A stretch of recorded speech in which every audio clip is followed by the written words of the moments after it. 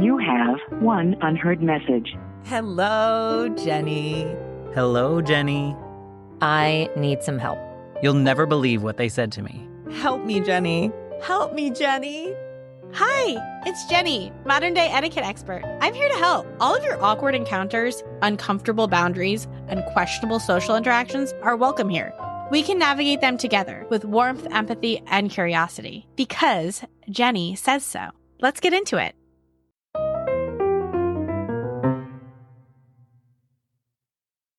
Hello, welcome back. We are here today in the recording studio because we got a question over the weekend and we really wanted to answer it because it is super topical.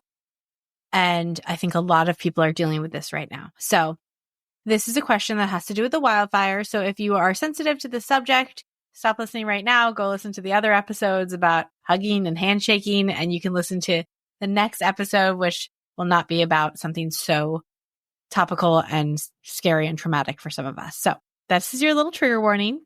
We're going to go to the voicemail right now. You have one unheard message. Hi, Jenny. I have a close friend who recently had to evacuate their home due to a fire, and sadly, they lost everything. I live far away, so I'm not sure how to best support them from all the way over here. I also don't want to say the wrong thing and accidentally add to their pain. What's the most thoughtful way to help and show I care during such a devastating time? Signed, faraway friend in Florida. My heart goes out to you, friend from Florida, faraway friend from Florida. I am a very far away friend in Scotland right now, and I understand your desire to help. It's really, really scary to see what's going on and what everybody's going through in California. And I want you to know, too, that this coming podcast, the things that I'm about to say, go for far more circumstances than the wildfires in California. This is a podcast episode that we could have recorded when all the floods hit the East Coast of the United States. But I didn't have a podcast then. So you can use this as evergreen content, come back to it whenever something tough happens. So the question is relating to what do we say, what do we not want to say, which is a constant thing that we all go with. How do I make sure that I say the right thing in those hard moments and that I don't say the wrong thing in those hard moments, because you really don't want to strike the wrong note with somebody who's already going through so much. So in April of 2023, my sister and I sat down to write 200 scripts for people to support their loved ones when they didn't know what to say. Simple scripts to support your people, what to say when you don't know what to say. In doing so, we realized something was happening over and over again. We sort of realized that every script, text message, email has a formula. And the formula that we discovered, that we have coined, is called the VASE method or the VASE method, depending on what day you ask me.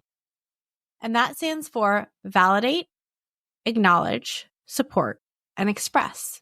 And I think when we are speaking with our loved ones who are going through the wildfires in California right now and who are dealing with all of the aftermath of that, this is a very helpful tool. So we want to validate their experience, and we want to say, I am so sorry that this is happening to you. These are some options. I'm so sorry that this is happening. I'm so sorry that this is something that you've had to deal with. I'm so sorry that this is now part of your story is a great one. We don't want to invalidate their experience. We don't want to say, and we don't want to say these things. And I want to say, before I say the things, I understand why you want to say the things. You want your people to be okay. You don't want them to be sad. You want to sort of force okay on them, even if that's not what you mean to be doing and not what you understand yourself to be doing. So you don't want to try to perspective police them here and say something like, well, it's just stuff, when they've lost their home with all of their memories and their safe place and their bed and their sheets and everything they've ever owned. We don't want to say it's just stuff. And we don't want to say things like, well, you'll rebuild.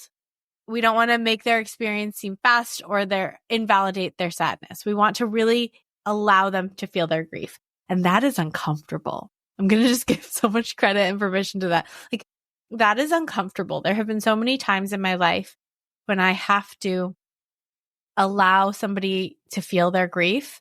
And I don't want the people I love to feel grief. So I'd rather it maybe be their fault a little bit, because that would be way more convenient for my sadness if maybe they brought this on themselves. That's not helpful.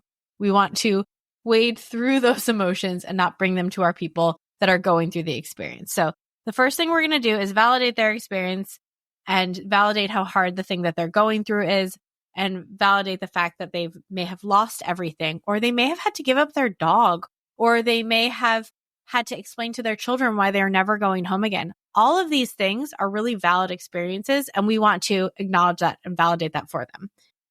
Then we want to acknowledge their experience, which is saying, I recognize how difficult this is.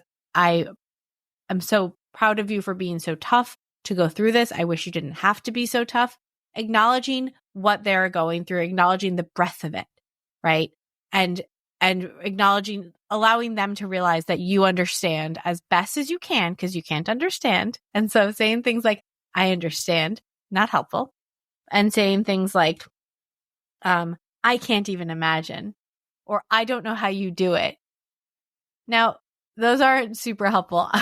They're sort of alienating to that person. That being said, you know your people, and you know your people best. So if somebody really needs to believe that like nobody else could go through this except them, then maybe a good old, I can't believe it, I don't know how you do it, would be helpful for them. But it's case by case. This is a nuanced conversation and a nuanced situation.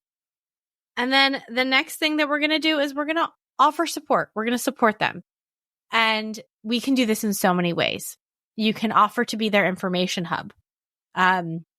That means that you become the person that they communicate with, maybe for their friends, and you communicate that information out. I did this with my friend who was going through, she evacuated, she was luckily okay, and her house was fine. But I said, why don't you just tell me if you're okay, and I'll tell everybody else. That way she didn't have to communicate with 40 people. She communicated it to me, and I told the rest of the group, hey, they're okay. This is what they're doing. You can also be a source of information for them. So if they are evacuating, people don't have power. The power is going on and off. It's inconsistent. You can be their internet. You can be the guy on the computer, basically, and search terms for them, search places for them, order them food if they need that. Just making their life a little bit easier by being an information spot for them. You can also, again, sometimes the way that we love people is financially, is by sharing and giving money to them. Money is energy, and we can use that to connect with people and love people as long as we are going into it with the right intentions. So we can send gift cards for hotels, restaurants, grocery stores. We can send money for emergency costs like gas and lodging and meals. I mean, think about just when you move, how expensive that is when you're in a new house and you don't have groceries in the house.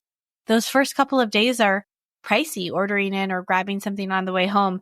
And people have lost everything. They may be relocated to hotels. They may not have insurance money coming through. I don't know if you guys have been following this, but some insurance policies were canceled. Fire insurance policies canceled in wildfire areas in California. Like, it is a horrible situation for a lot of people. You can contribute to a GoFundMe and you can help them out in that way too. So there's a lot that you can do in a financial way. You can coordinate supplies for them, coordinate supply deliveries and services, arrange for essentials to be delivered like toiletries and groceries, pet supplies, baby supplies, diapers. All of these things people need. Unfortunately, we do not live in the woods and we do not just subsist off berries and twigs. We need things. And then you can also help them do research for things like hotels, shelters, places to maybe pick up food, clothing, supplies. The other things that you can just do are honestly like check in and help them, check in and listen. Also offering them, always letting them know that you do not want to be yet another thing to manage. So letting them know that you hope they'll let you know if they're okay and how they're doing, but you will back off and let them come to you. One other thing that you can do that we believe is super helpful is help them build a registry so that they can rebuild their lives. We on Fresh Starts have registry bundles. We have a $99 one to quick start your home, a $250 bundle, a $500 bundle, and then we have them by rooms, including children's room. And there are really quick ways to build an Amazon gift list. And then you can share that with your community so people can support them, buy them the things that they need while they're rebuilding their lives. It gets very overwhelming. I don't know anybody who has time to think about what kind of sheets are the best kind of sheets while they're going through a situation like this. We have sheets. We have good sheets. We have pillows. We have blankets. Everything that you need in your life while you decide what you want in your life is on those registry bundles. Very basic stuff. Sheets, towels, toothbrush holders, pots, pans, cups, things like that. Because I'll be damned if I could say, like, this is everything that you need for a kitchen when you're rebuilding a kitchen from scratch and rebuilding every other piece of your life from scratch. So head to freshstartsregistry.com/registry to help them with the quick start bundles. And then you can also help with logistics. Of course, you can notify others. You can coordinate boarding, transportation, especially for pets and children. Offer to pick their kids. Well, you can't offer to pick their kids up from school because you're not nearby, but you can coordinate with other people and you can just be a voice for them, to a place for them to come back to and to feel safe with. So that's how we're going to support people who are going through these major, major life upheavals. And then at the end, we're going to express. We're going to express our love and our gratitude that they are okay. And we're going to let our people know how we feel about them, because I believe in making it weird with your friends. Like, make it weird. Tell them how you feel about them. Let them know you love them. Let them know what you love about them. And just embrace that. But we want to really stay on the side of validating their experience, not perspective policing them, and allowing them to have their experience, allowing their experience of their grief to guide you. So you know your people best. Ask questions, get curious, see how they're feeling. Don't shy away from asking the thing that you're wondering about. So if you're like, hey, is this a lot for you right now? Do you want me to take a step back? If you're wondering if maybe they need a little bit of a breath and they just want to zone out and like disassociate on Reels because TikTok's no longer an option, then allow them, say it. It's okay to say it. It's okay to communicate about communication and say to your friend, hey, I just want to see like where you're at. Do you need more communication, less communication? Do you want me to call? Do you want me to leave you alone? Do you want to just sit on FaceTime quietly and watch me make dinner? All of these things, totally okay. When we love people, it can be awkward to like get into the nitty gritty of that sort of communication, but so much more worth it. It allows for connection. Holding somebody's vulnerability gently and lovingly is such a gift, and it allows for such further connection. And so my heart goes out to everyone who's been affected by these wildfires, and to the people who love the people that have been affected by the wildfires. We will all pull together, do what we can for everyone. If you don't know somebody that's going through a wildfire, there are many beautiful lists that we can link in the show notes of GoFundMes that still need to be funded. And you can just go contribute to one of those. Even anything, everything helps, right? So even if you can only contribute $5, that's a beautiful thing to do.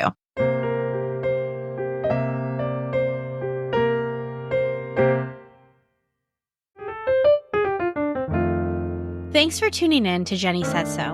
Remember, setting boundaries and practicing modern etiquette isn't about being perfect. It's about showing up with kindness, respect, and authenticity in every interaction. Keep practicing, keep learning. Don't be afraid to stand up for yourself when needed, and never forget, no is a complete sentence. Do you have a question you need a little help with?